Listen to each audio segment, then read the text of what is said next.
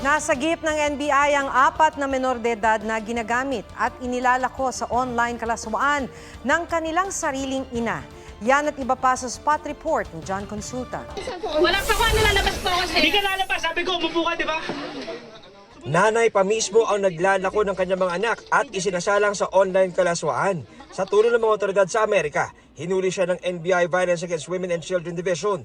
Nasagip ang 4 na batang edad 8, 9, 12 at 14. Hawak na sila ngayon ng DSWD.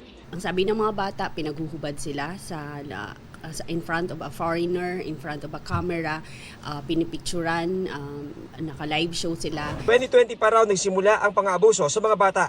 Kada live show ng mga anak, kumikita ang nanay ng 2 hanggang 3,000 piso. Hihingi po ako ng tawad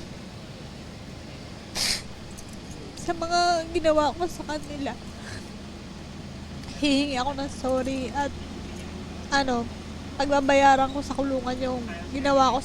Maharap siya sa reklamong qualified trafficking at child abuse na walang piyansa. Naglalakad pa uwi habang nag-cellphone ang lalaking yan sa Panacan, Davao City. Lumapit sa kanya ang 3 lalaking sakay ng isang motorsiklo.